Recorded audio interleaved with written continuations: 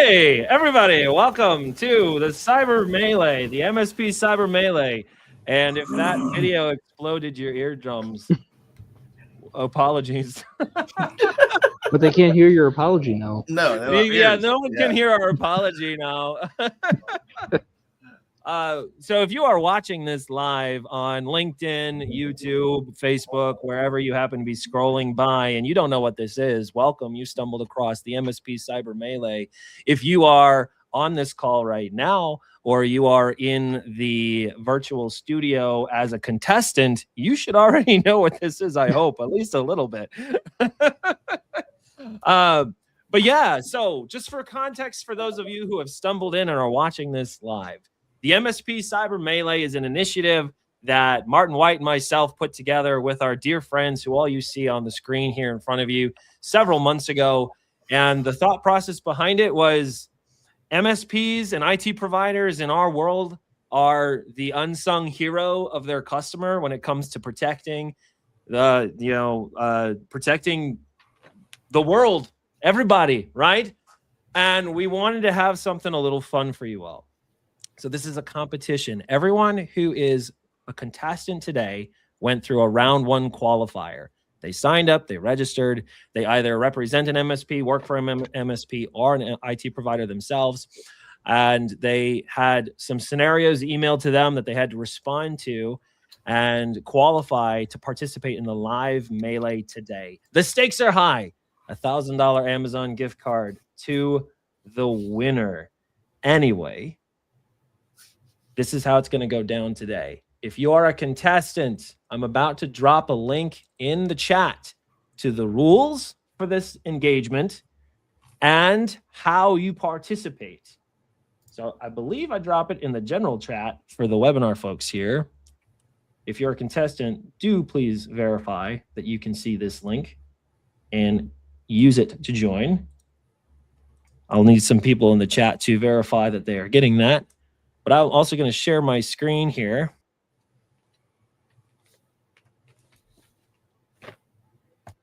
Black screen. All blank. There we are. It was redacted for security purposes.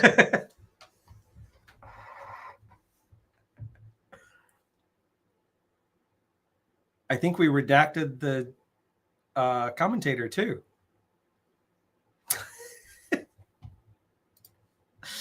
Going live. I don't know what happened. I'm here.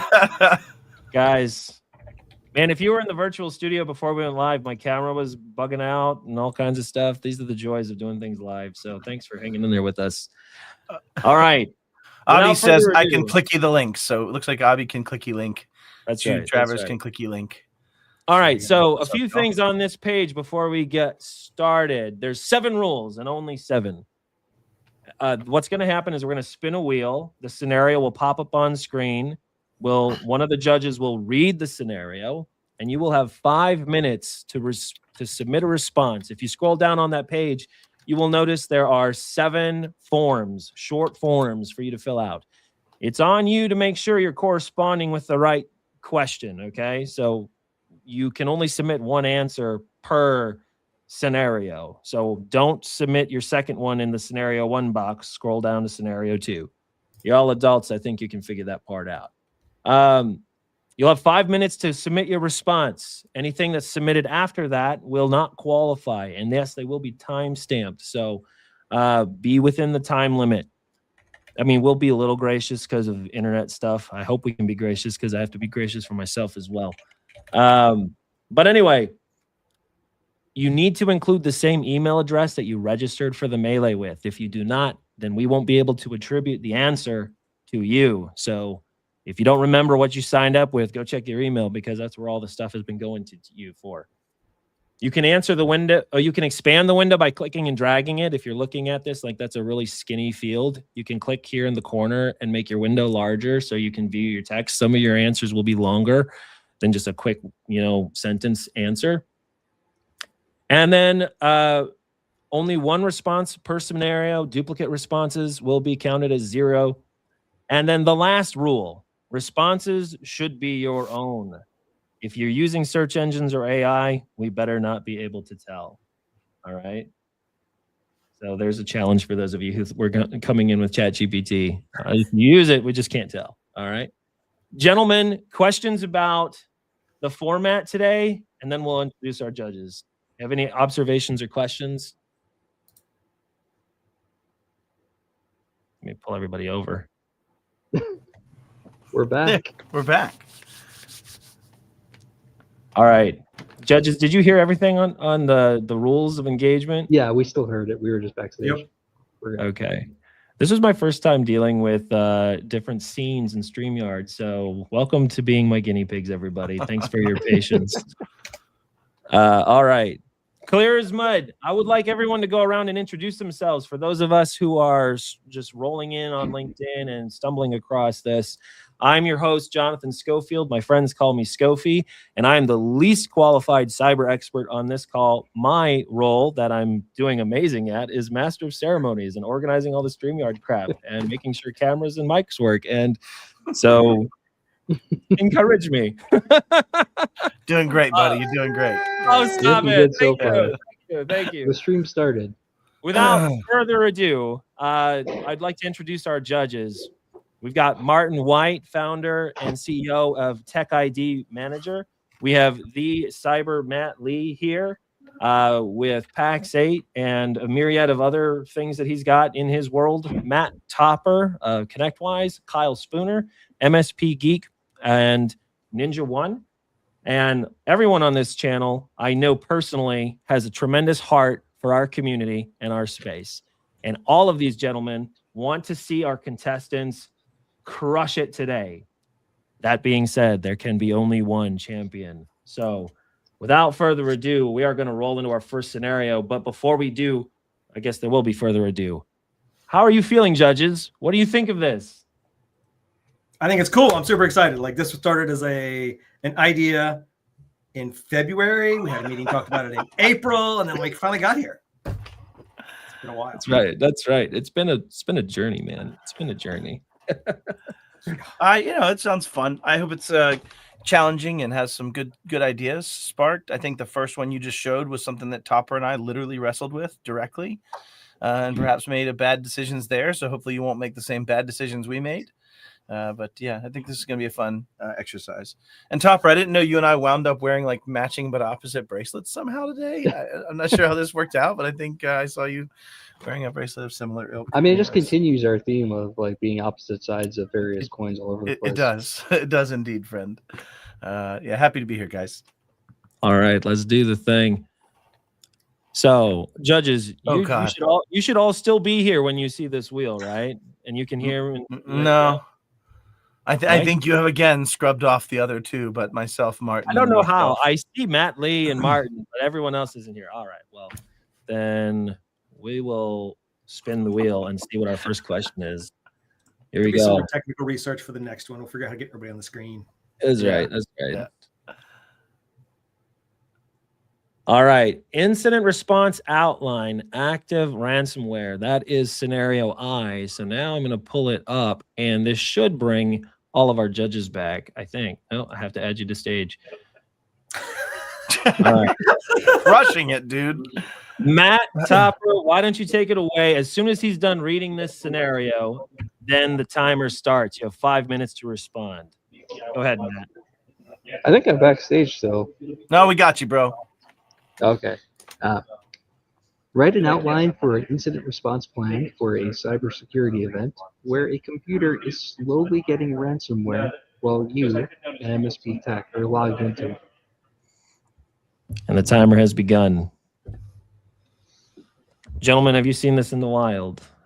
I'll pull this up. I'll pull us back on stage here. Yeah, I'll say I've seen this in the wild, unfortunately, especially when you have something that's like login centric. One of the ones I've seen before was Soda Nokibi used DNS.bat file that was set up in your startup folder to execute something from in memory from Pastebin. And so you could see that playing out where as you're sitting there, those ransom notes start popping up and the files start getting encrypted or vice versa. So yeah, this definitely has happened. I would say, let's say allegedly to me. So yes, I know this has happened. Yeah. It's definitely rarer though. Like usually you end up getting called after after that's happened. I have been walking down the hallway and heard somebody yell out and then walk in their office and look over their shoulder and seeing files change names and get encrypted as they're like trying to do what they're due for their remote session. Joe Goldstein asked, logged in remotely or at the device? I'd say dealer's choice in this case. And I'd even allow, in my opinion, y'all judges disagree or agree, the context of you have been presented this by a user that you did not yourself happen upon, right? So this could absolutely be, anybody disagree with that, Matt, Topper? Or No, I think that makes sense. Okay. So for context, if you're answering this, you could have walked into this as a tech at a help desk, and Sally or Bill are going, I don't know what's happening here, but something's getting weird and I can't see. And it's just that slowest dog shit old machine that's been sitting around. That's the only reason it's taking so long is there's no AES offload chip. And it's so freaking old that it's on spinning platter 5,400 RPMs. That's barely able to keep a spinning motion in a circular plane on the Z axis, right? And you're hearing it go chunk, chunk, chunk, chunk, chunk, chunk, chunk, chunk. Yeah. But I think we'll reject answers of the form of it turned out somebody stored their GitHub repo in Dropbox.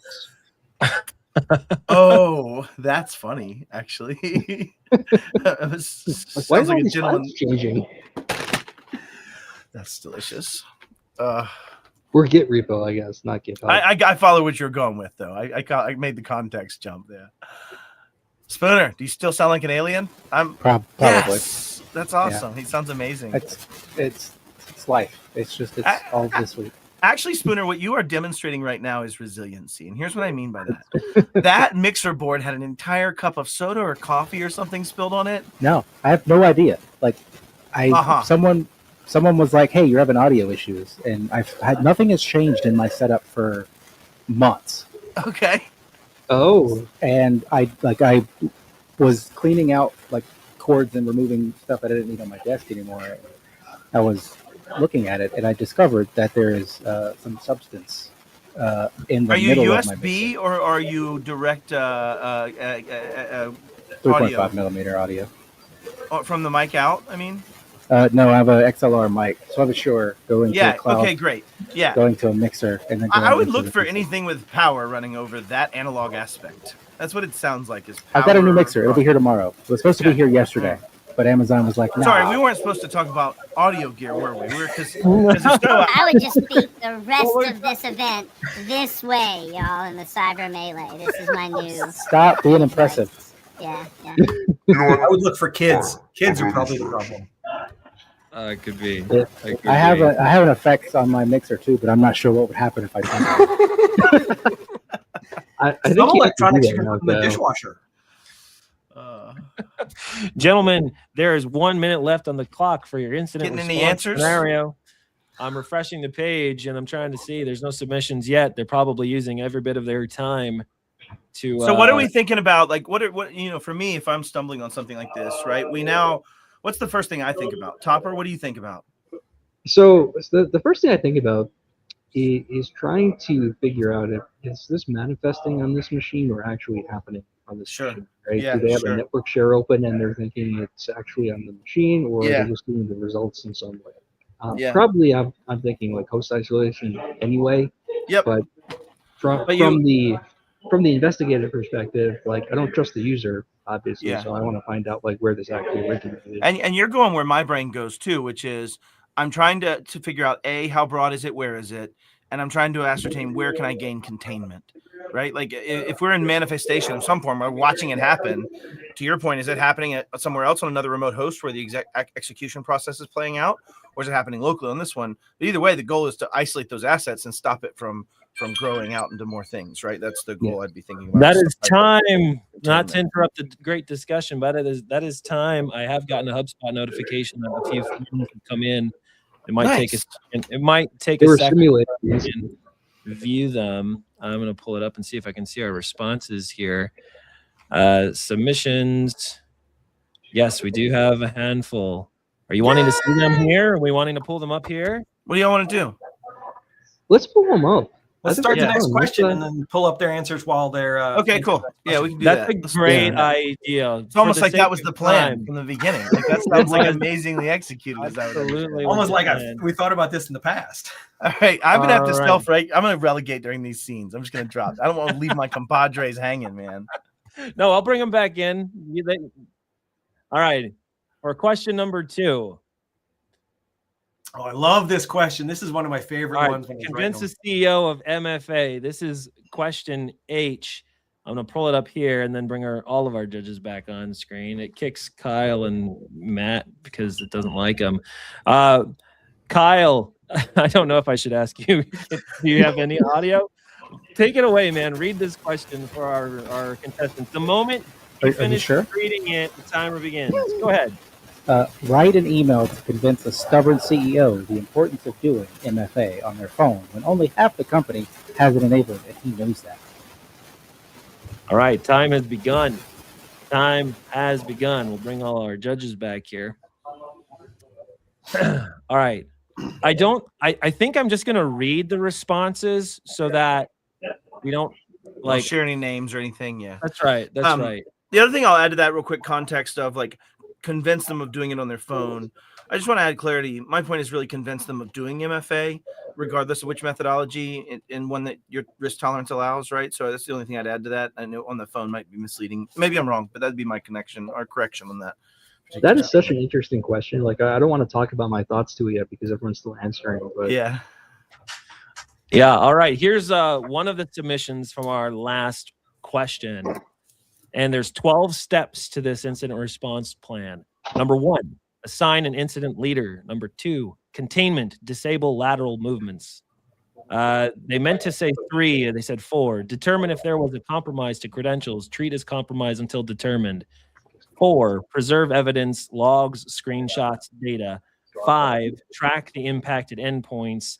6, protect backups. 7, determine whether or not to pay the ransom. In parentheses, it says not. 8, reboot form backup once the attacker has been removed from the system. 9, threat hunt post restore to ensure all threats have been taken care of. 10, root cause analysis after the fact. And then 11, reporting. That was our first submission. We only have 5 minutes to talk about this. Matt, I saw you get sparked hard, so go. I think things. I'm going to assume we're thinking the same things, and that is many or most of those things are things to do, but these don't seem like they're in any kind of order. Agreed. Really. Well, that's the other piece of it too, is other things that weren't mentioned, and I get it, 5 minutes is really short, so I won't beat this to death too much. Good stuff on containment, but you haven't done any investigation as to what things are for said containment. The other aspects is who's doing it. There's no speaking towards at what point do you have external knowledge and internal knowledge happening. Like when you're talking about threat hunting, is that you? I didn't hear engage insurance. I didn't hear determine scope or whether the scope means something around risk and whether there's reportability. I didn't hear those type of thematics. Correct me if I'm wrong. Or declare an incident. Or declaring an incident, having definitions of that incident. You did talk about incident commander, so maybe I'm making a freebie that you've already declared it an incident in your mind, and that's the point of why we're not hearing that. So, are there another one, Scofie? Absolutely. I'm going to pull up this one here. All right. Here's what was submitted. Use our tools to isolate the device from the network. And then parentheses says stops the spread. And of course, we use Huntress. Capture any running process as possible. Capture Windows event logs. Document time of infection, observe behavior. Review rest of client environment for possible spread. notify client of possible incident. Yeah, I mean, those are all good tactical points. I think they Yeah. are extremely tactical. And so from that approach, I mean, the things I already said before, notwithstanding, It's just missing the administrative components, but the yeah. what to do from a wrench sharing perspective, that was pretty good. Yep. We have 1 minute and 30 seconds before this next round is complete. So contestants, be prepared to submit your answer here very soon. I'll read one more here. Let's see. This one's a little long. I've been trained to follow the general outline of detect, analyze, contain, and then eradicate. So my training kicks in. As soon as I recognize that a foul is happening, I pull up my monitoring tools that will enable me to see the gathering evidence of a compromise. As I start to understand the evidence that I'm seeing, I'm also leveraging those tools to analyze the source of the ransomware. Depending on what the evidence is presenting me, there's a lot more here. I'm not be able to get it in a minute. But the end paragraph, my focus at this point, containment, depending on what the attack vector shows me, I focus on what was that as my primary goal. And then to basically triage and figure he out. can come to lunch. He or she's in. Yeah. They're welcome to come to lunch. We're going to sit down on good chats. I know that's going to be a good one. So, yeah. All right, 30 seconds, contestants, and then we'll roll into I'll our also next make an point. additional point of like, good job using a framework methodology to approach something, right? And you are approaching, in my mind, what I think is blast radius reduction, preservation of evidence, right? The ability to say what happened, the ability to say, hopefully, that no sensitive data was touched and that it wasn't meaningful from that perspective, from a confidentiality perspective, like those kinds of things. So, yeah, great. Containment makes a difference. Yeah, that was a good answer. And analysis was great. Yeah. Sorry, Matt. Nope, I'm agreeing with you. You're good. All right, we have 5 seconds left. Submit your answers.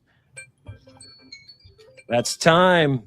All right, and the answers are trickling in, and yeah, we're going to use a little discernment here and give the network connect. Like if you're like 5 seconds past, we're not going to dock you for No, that. I'm giving 7 seconds, not 5 second abs, 7 second abs. Man. 5 seconds. All right, This is we're such a gonna cool roll. question. Like it's so easy to just say, just turn it on.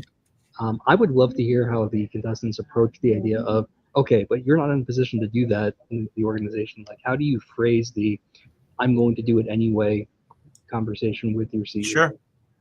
Yeah, sure. And did anybody take that approach, right? Of I'm doing this. Yeah. Like, hey, bro, this is my decision here. And if you want to fight it, there is definitely another alternative down the street. I've met them. Anyways. And just for clarification for all of our contestants, everybody's answer is going to be evaluated and graded. Yeah. We just only have time to pull out a few and discuss them a little bit. So, all right, Kyle and Topper, this is going to kick you backstage again, but I promise I'll bring you back. And since they're going backstage, I'll go backstage. Y'all can have a backstage pass. It's literally just for the spin. All right. Question number M corresponds with this scenario. And I'll bring our the judges back to the stage. And Matt Lee, you read this one for us. I feel that's quite appropriate. What is most important in an asset inventory and why? And I think this is speaking towards the fact that you have to choose. Like, I mean, where do you draw the line? There's a lot of assets you can track, but what is most important in asset inventory and why? Love it. Gentlemen, the time, ladies and gentlemen, the time has started for your third scenario. And we do have some responses to our previous. Also, shout out to Abby, to Travers, Liam Furlong. Like, Liam's in Australia, unless he's like snuck over somehow back to the US. But yeah, awesome to see you here, y'all. That's right. And we got Ronald here, who's not participating today, but who has. But let's put it in as well. Yeah. And then Jude's liking the answers he's seeing. So is Liam. And then I think I saw Abby say that can't type fast enough. 5 minutes is so short. Yes, it is. On the question of our last question, or let's look at some of the scenarios or responses we got there. All right. Here's the response. Hi, impressive CEO with title and things. Thanks for your engagement in the ongoing discussion about the role of MFA MFA via the phone app remains the best tool we have in our defenses against cyber threats. It is challenging to acknowledge that many in the company have not taken the step of engaging with this security measure, but as the leader, you have the opportunity to demonstrate your value for protecting the company's data and reinforcing the importance of security at this time. Other measures we have simply do not add the protection you need, and as the CEO, I'd like to highlight that you are the priority target for someone looking to compromise the data of your company. We would like to work with you to navigate making this change. It may be that you have tried setting this up previously and had some challenges or seen others struggling. When can we call or visit to walk you through connecting? Kindest. Sure. This sounds like a ChatGPT response. It does. An email ChatGPT response. But even if it isn't, it speaks towards, I think, some form of mice, right? Ego, hello, important CEO, blah, blah, blah, right? Some of that. But yeah, I would agree, Spooner. I feel like that might be.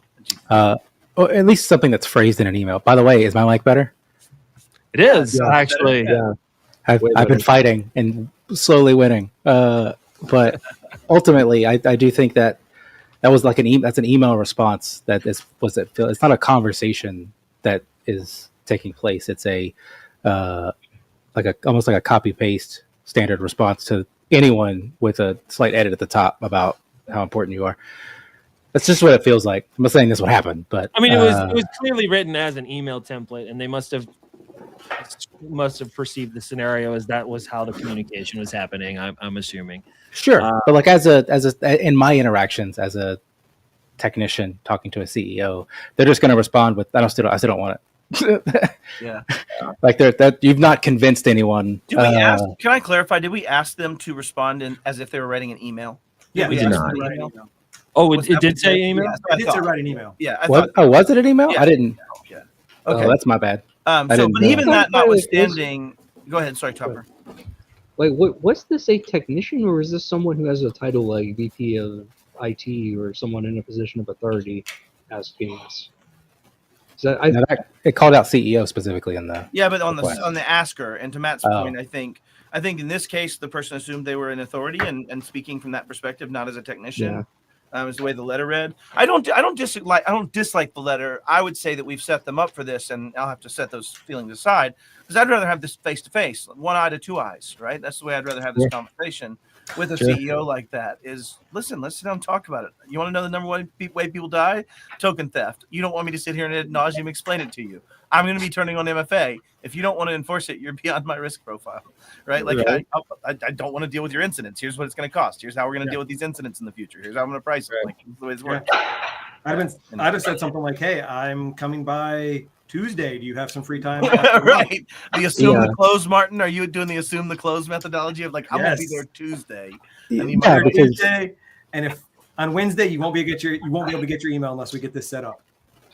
most of the time, in my experiences of dealing with client CEOs, 30 and having seconds. 30 seconds, contestants. Carry on, Kyle. this type of like conversation about anything really, they're not going to read a block of text that I send to them. Agreed. I can barely get them on the phone for 5 minutes. I have to generally show up and be Yep. like, "Yo, sit, Yeah.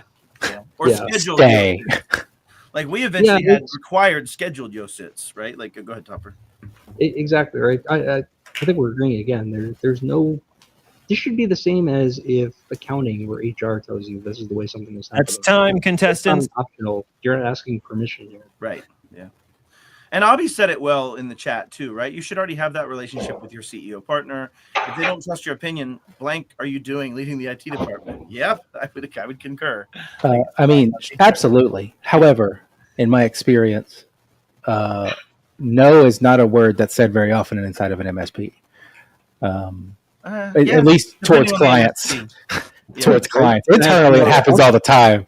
But telling a client no, or pushing back is generally not something I've had a lot of experience with happening. I'm not saying it doesn't, but it is absolutely something that is missing inside the lexicon in most MSPs. It's hard for an MSP to say no because it's money they're giving up.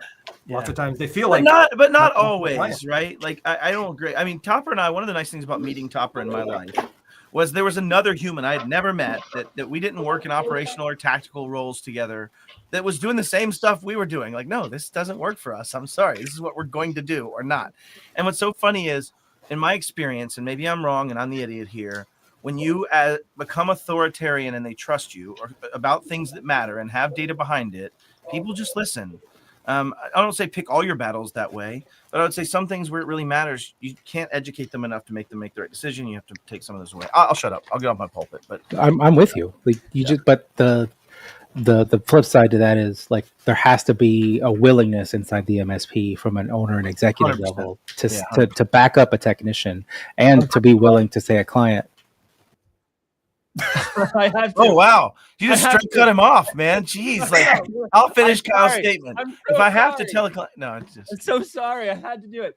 For the sake of time, Kyle, something personal, and it's I don't know why StreamYard hits you and Matt. We'll bring you back on a promise, but for the sake of time, we do need to move on to our next question. So, much love to everyone.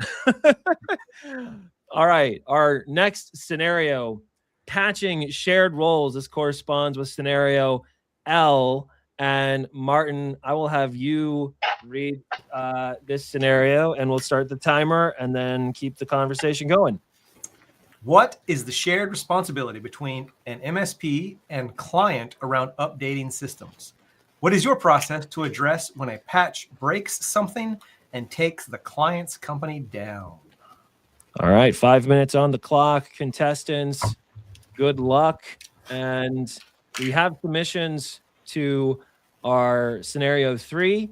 So we'll just call out a few of them and get your responses, judges. The most important part of an Can asset. we see the judges? Or are we just going to show the question? Oh, yes, of course we can.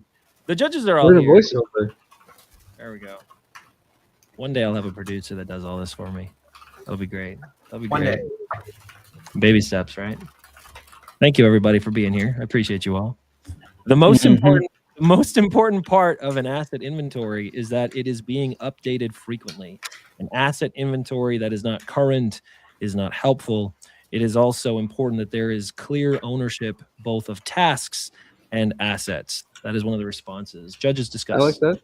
It's a Yeah. thinking outside the box approach. yeah. I think he's not, the human is not inaccurate in that if I have a up-to-date asset inventory and then get good at what I track relational to that asset inventory, then value, right? Like things that would have to be in there in my, well, I don't want to, well, it's done. So things around what data exists there, the sensitivity of those assets, right? Whether those assets have certain protections in place, things that track along that asset inventory to paint a picture around the state and posture of those assets and organizational risk. That would be the things that matter to me. But I agree, having it be up to date gives you the ability that if you are asking for those contextual elements and you have a solid operational plan and methodology to gather that data, then the data itself should be up to date and therefore meaningful. If you had the best ideas of things to track and did it poorly, it would still suck. And so I would agree that that is probably a good solid foundation in my mind. Awesome. We have another response here. Assets inventory needs to track all the quote unquote stuff that matters to your org. This could be anything with value that we need to maintain ownership of over time. From physical perspective, we need to track assets with financial values so we know our company value for things like tax reporting and the lifespan of devices. How else would you know when to replace something?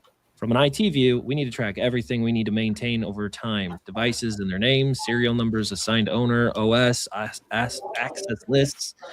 This both helps us know the life cycle of assets and the amount of stuff we have eyes over.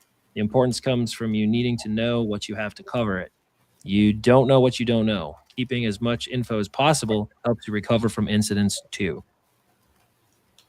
Interesting.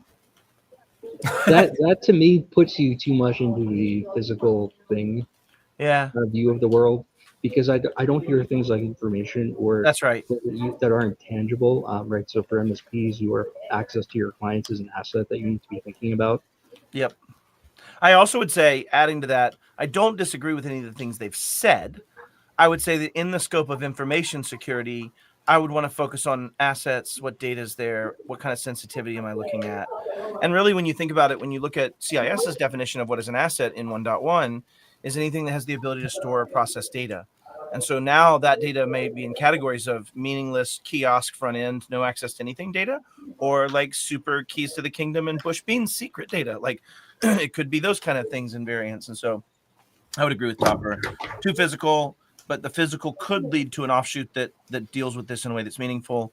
But I'd say you're trying to boil the ocean there too. That's a big ask. When This seems like an internal IT's perspective, Potentially, not an I would MSP agree. perspective. But I don't want to discount the value of tying it to Sure. money and budget. And so like I agree with you. Yeah, totally. Sorry. It's just to cut from you off. the way they were approaching it, it felt like because as an MSP, you start getting more familiar. You rapidly get quicker with different aspects of what is considered an asset than say internal IT, because then you generally just have a machine and a printer. Those are assets, right? That's kind of the thought process that happens until you start getting more familiarity with the data security and processing data and browser security and all that stuff. 40 seconds left, ladies and gentlemen, contestants in the chat. Get your answers wrapped up for scenario number 4. Any closing thoughts on this particular scenario? I have one more comment, Skofi, and that is just be careful getting so into we have to have a dollar asset or dollar value to it. Like, it's good if you can have it, but the numbers start to become educated guesses at the absolute best very quickly. 100%. Yep. There's also that continuum from physical asset like truck, computer, goes toward the intellectual assets, and then for a developer like me, it goes all the way to like the databases. Like, these are the data, these asset databases. These databases are assets. These backup are assets. Like, that's time, contestants. That's time. I love Jude's question of, do I lose points for wearing my IT Nation hacker hoodie for Melee? No, I would probably say you gain points, but that's a humble flex to try to garner favor from Matt Topper. And I feel like that itself is a loss of points, not the former. Amen. Because he's only 1/4 of the vote. You have to put on MSP Geek and PAX 8 and a Tech ID Manager attire I will too. say, having a beard shave coin like this does get points from the judges. I'll just say. Absolutely. Just so our contestants know, your responses will be anonymized when the Tech ID Manager coins too. When the judges, I got MSP Geek volunteer coins. I got 3 of them, and I have to make a 4th one for the next year. Now we know Hashtag plug. they cut us off. Scene, I think. Now it makes sense. It makes sense now. All right, we're going to roll into our next question. And we're going to spin the wheel. Big money, no whammies. We're missing the clicky sounds. Click, click, click, click, click, click, Click, click, click, click, click, click, click, click. I don't know. Boom. Oh, here we go. All right. Oh, this is great. This is question B, scenario B. I'm going to add our guys back to the stage. All right. Who read last? I think it is Topper's turn to read. My turn. Okay. A role-based access control is defined for technicians at an MSP to allow access to client systems. Technicians are limited to only their team's clients. Nice. Due to scheduling and ticket load, John on Team Alpha needs to help Eric on Team Bravo with a Team Bravo client. How do you get John access to a Team Bravo client?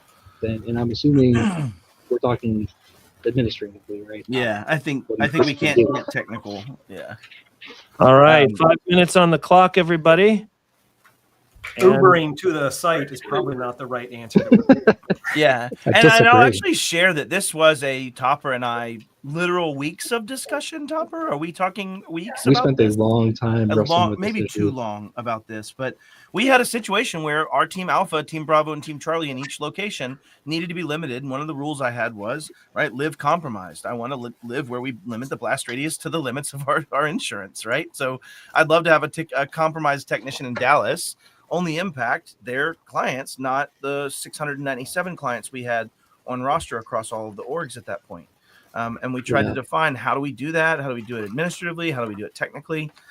We would ask you to focus more on the administrative components that matter in this. I think getting in the technical weeds would be very situational and extremely contextual. So, but I'd love for you also in your answers to present some of the challenges where this could fail. I'll give points of giving challenges where this can fail.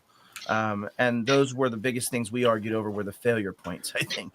I mean, it's a really interesting issue that comes up when you start doing things like, do you have centralized escalations team, or do they maintain access to everyone?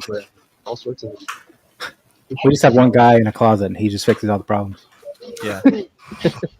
All right. While we're waiting for our contestants to respond to this scenario, here is one response to the previous scenario. So back to patching.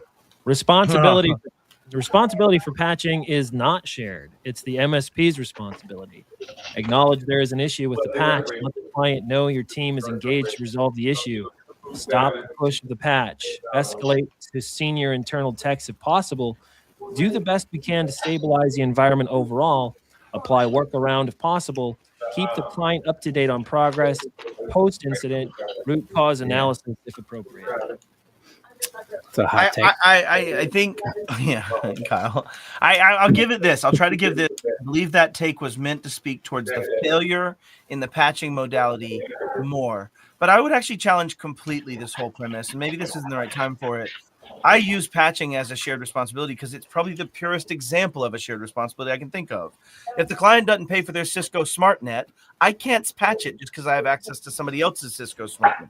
If the client doesn't leave machines on, I can't patch them out of the blue if they're off. If little Johnny gets to run in and say, I'm going to quit every time he has to reboot his freaking computer because it's been 6 freaking weeks, then I am not going to be able to patch.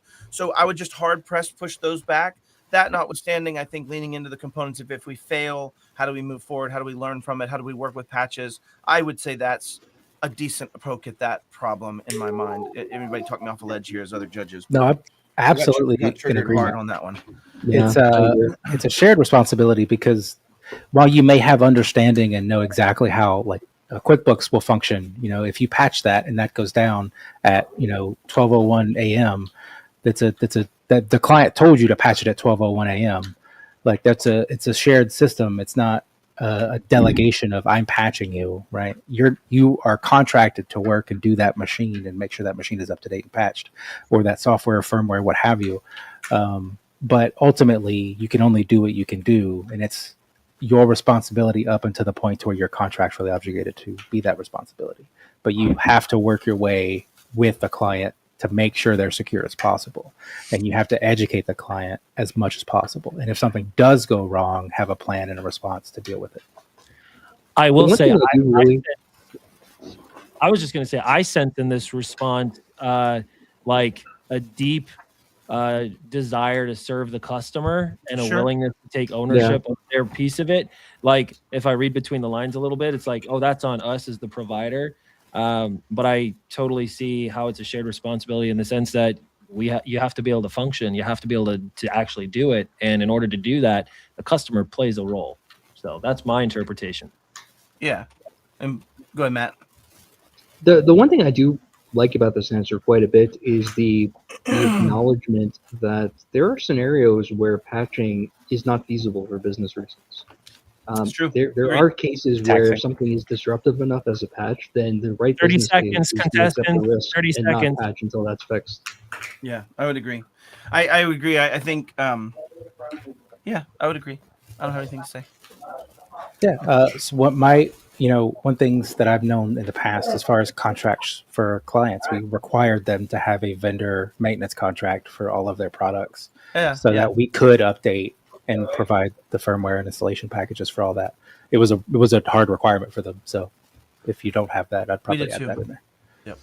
Yeah, but I do like that point is once that is possible and once that is feasible, like I do appreciate their point is now we own this thing and we're going to fix it. I love the root cause analysis. So I wasn't pooping on that part of it. I was just saying, I think there's definitely a, All right, excellent. We have our responses coming in for scenario 5. We're going to roll. We have 2 more scenarios to go. So you can pat yourselves on the back, contestants. You've been slogging through this and hanging out with us, and we very much appreciate you. And if you're watching this online or the recording back later, you're a legend as well. So we're going to roll into scenario number 7 and roll the wheel here. Oh, I'm in the middle now. Look at this. I moved around. Look. Who knows what's going to happen? I sure don't. Oh, wire fraud. I've never heard of this. All right. Scenario letter D, and we'll pull our judges back in. This is my turn, right? Yeah, Kyle, go ahead. A client calls and says they wired $50,000 to an unknown account. How do you proceed? 5 minutes on the clock, contestants. Good luck. And that's a good one. Yeah. I mean, I've dealt with this one, so I know what I would do. Sadly, I've dealt with this. Matt, do you remember how many counts we had across all the orgs of named incidents? Perhaps some of them should have been events, but do you remember what the count was? I do. At least when I left. I don't remember. When I left, it was 60 something. It was like 67. Oh, it was more than that. Yeah, Once I I left. imagine. But like genuinely, at some point with scale, we were taking in so many of these examples, and you might point a finger and be like, "Well, yeah, you guys must really suck at cybersecurity on your orgs." Like, but we just detected things faster and had a centralized incident response process.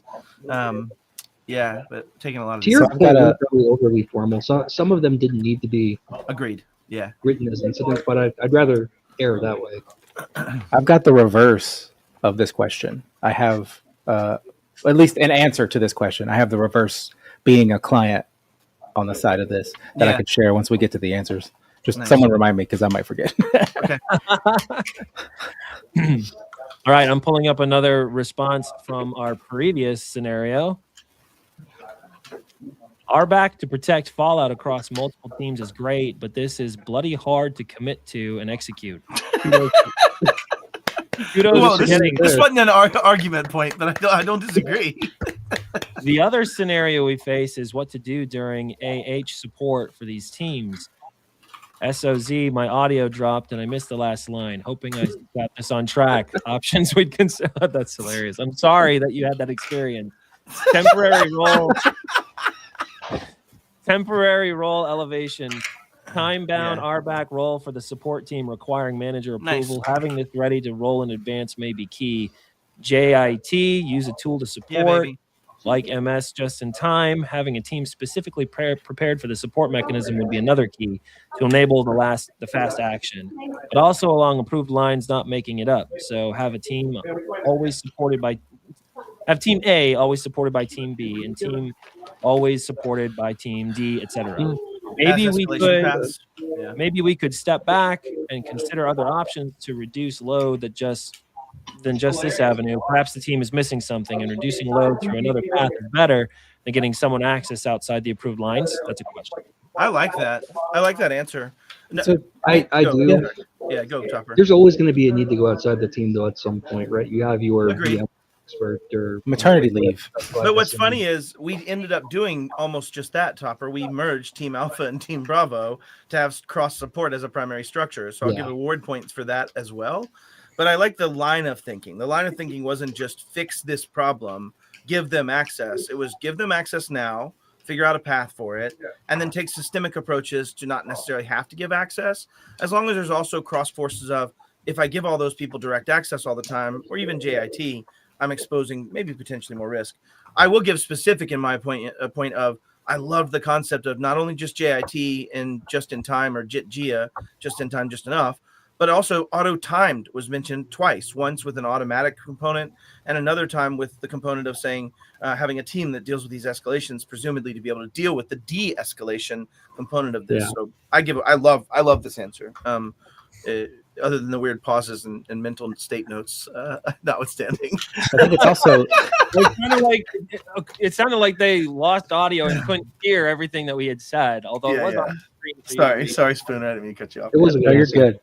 I like one of the reasons why I like this question format is because there's not a lot of context provided in questions like this, and it opens up thinking, right? Because to me, this is a situation. Like my initial thought is this situation is something. If someone on Team Bravo is gone, maternity, paternity, vacation, what have you, and we need to pull from Team A, who's not overloaded, to facilitate assistance. So we remove them from Team A and add them to Team B for the temporary time, and that's the process, right? In my brain, that's how it would. 30 function. seconds, contestants. 30 So seconds. it's interesting to see the different perspectives. However, you seem to not have, like Matt Lee, you seem to not want this to happen. And you and Topper's mention of discussion for years about this. It's not that. It's that there needs to be a plan to know exactly what expansion of risk exists versus like intended versus on drawing on paper. When I draw it on paper and I isolate this pod to that pod or these clients to these clients, It's That's fine time. to escape that and bring that to Team Charlie. I just need to be able to know that in my mental picture. If I think they're only to this and they actually have all this other access. So for me, it's not about dropping it. It's about knowing when it happens and defining exceptions and having ways those exceptions crawl back to the Yes. desired state. got That's where my mind And you said the key So- word. Make it truly an exception, not a That's right. normal course of Yeah. business. So in that, you're like giving someone on Alpha is stepping in for the day, and he's just giving access to Team Bravo, and he has both, and you've just doubled your risk for an issue. That's potentially. correct. I now have 50 Okay. clients that if this Yeah. guy gets popped, because what I was thinking about in that case, and I'm sorry if we're holding you all up too much, Skofi, is that I know that my techs could be either internally compromised or could be bad jackasses that do bad things because they've been compromised morally or otherwise. And I have a duty to respond to that insider threat or compromise. And so the best way I could do that was limiting their ability to cause all clients to suffer, and at least being able to argue to that. Because I've had people tell me they hate me. I've had people say that I destroyed their lives. That wears very hard on my heart. And so what I would never want to have to say to somebody is, why did this guy have access to my stuff? Because I was too lazy to limit what they had access to. I They didn't should want have to never push had that. access in Colorado. Why did they? Well, because I was Yeah. too lazy to do it. I don't think that's a I financial. didn't want to fight that battle. I didn't want to. Yeah, I get that, and that happens a lot in all aspects, not just security, but like in everything. Like you're trying to do the right thing as an IT person who's knowledgeable, and it can be very wearing just to try to upgrade your server. You're running on Windows 2000. Please just let's go to 2003. Something. I have more to say on this topic. I'll write it in the comments because I know we're already over.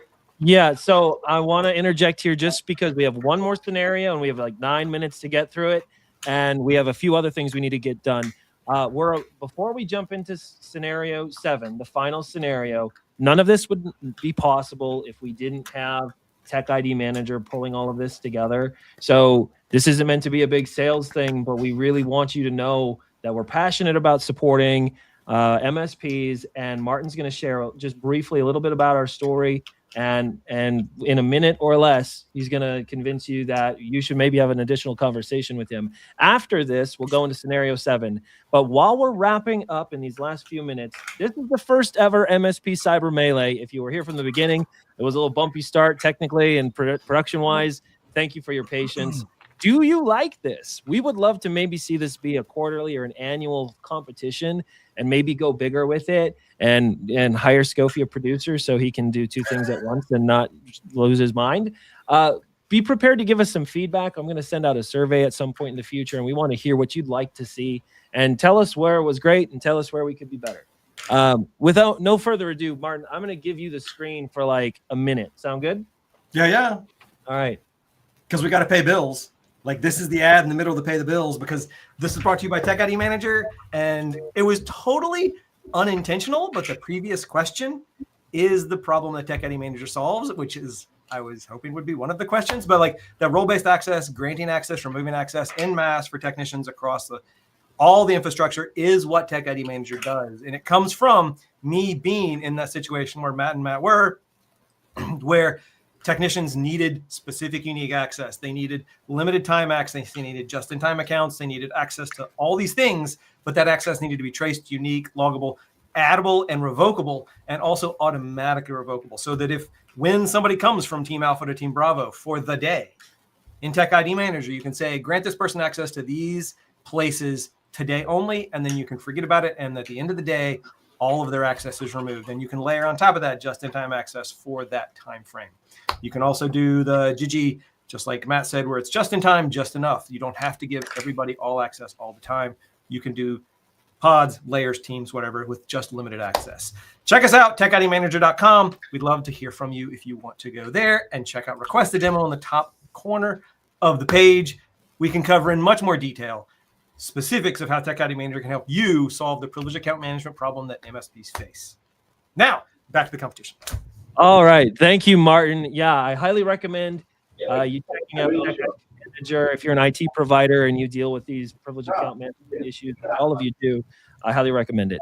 All right. For the sake of time, we do need to keep rolling. So we're going to pull up the wheel for scenario 7. Big money, no whammies. Here we go. Tick, tick, tick, tick, tick, tick, tick, tick, tick, tick, tick, tick, tick, tick, tick, Tick. Oh, what a one to end on. All right, scenario A. All right, we're gonna pull this Oh, up Jesus. and Back. Put it Which back, one? coach. Oh, all right, Uh, Matt Lee, why don't you read this one off? We'll I- start the time for our final scenario. Okay, this is brutal. What is the difference between an MSP and an MSSP? And if you just answered just another S, you and me are going round and round. All right, fair. But also, I might award that. I have lots of opinions. 5 same. minutes on the clock. Same. Oh, did you just say Contestant. 24 hours? That's delicious. Stop killing right. 2 out of 5 judges. I agree. Those guys should stay. They're way better than that other guy. I want to like pre-answer this one, so let me know when it's done, because I have the answer. It's just one answer, just for the record. The other judges don't matter. It's just one answer. There's no other answer. This one's like a multiple choice, single statement. That's it. I don't get me started. I'm not allowed to start. I think I'm the one who put this question on the list, Yeah. so I'm glad it got picked. It's a horrible question. It's a perfect question. Hey guys, I'm not a security person. What is Liam gonna try and do to me? He's gonna red team you. He's gonna try to penetrate you with methodologies that would be representative of other penetrating actors by using those similar TTPs, and hopefully work with you to determine if your team on the blue side was able to detect those methodologies and was prepared to answer to those actors' methodologies. I got a problem with that explanation, Matt. There's not enough acronyms that you didn't explain in that. You have to include a bunch of just random acronyms in your explanation. And Oh don't my explain the acronyms. Oh my goodness. This is great. Yeah, Liam, don't They're going to threaten use me this time. TTPs of known, what would you call them? APTs. They use TTPs of known APTs. Those do have CVEs assigned to those. They'll combine those together in a KC in order to have that KC enact on that following the Lockheed Martin KC of. Can you update with TLP? Oh, bro, TLP.